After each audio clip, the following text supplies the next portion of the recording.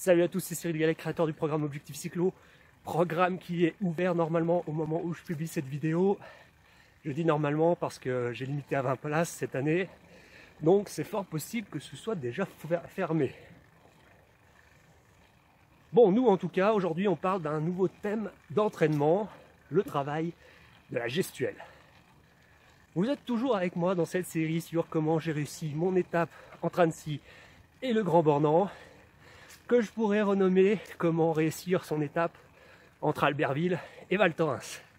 Même si au moment où je tourne cette vidéo, ça n'a pas encore été annoncé.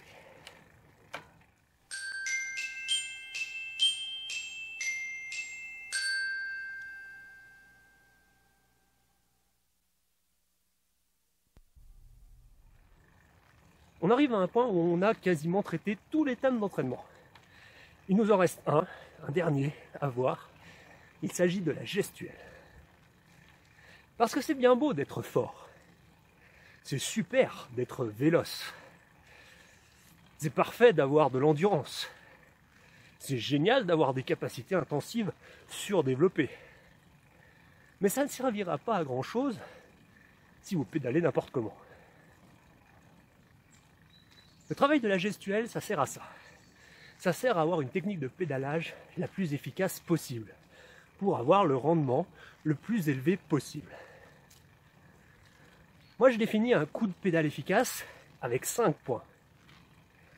D'abord, la souplesse de la cheville, pendant tout le cycle de pédalage. Souple quand j'appuie et souple quand je tire sur la pédale. Ensuite, comme je viens de le dire, pour un bon coup de pédale, il faut tirer sur la pédale qui remonte. On ne la laisse pas remonter toute seule, on l'aide. Troisième chose, le haut du corps est gainé. Il est maintenu bien droit pour que l'énergie que je mets sur les pédales ne parte pas, ne se perde pas vers le haut. J'en vois beaucoup sur les cyclos qui pédalent en bougeant les épaules de gauche à droite. Et de droite à gauche. Vous perdez de l'énergie en faisant ça. Donc gainez bien le haut du corps. Après, pour un bon coup de pédale, on garde le bassin bien calé sur la selle. Et enfin, il faut avoir une bonne coordination. C'est la coordination qui va faire que tout ce que vous avez à faire pendant le mouvement de pédalage se fait en harmonie. Et pour acquérir toutes ces qualités dans le geste de pédalage, il existe plein d'exercices qu'on peut faire. On les voit tous dans le programme Objectif Cyclo, et je vous en propose 2 ici. Un exercice que j'adore faire, c'est l'unijambiste. Cet exercice est super efficace. Vous faites des répétitions de 30 secondes par exemple, où vous ne pédalez qu'avec une seule jambe. Vous décrochez une pédale et vous ne pédalez qu'avec une jambe. Obligatoirement, vous serez obligé de tirer sur la pédale pour qu'elle remonte.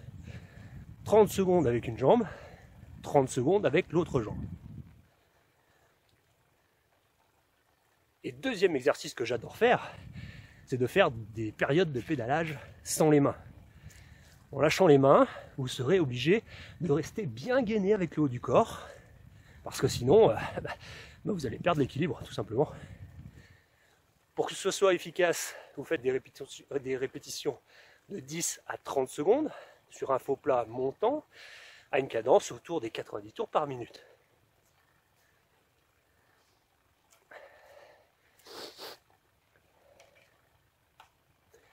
Et rien qu'en faisant ces 2 exercices, vous améliorerez votre technique de pédalage.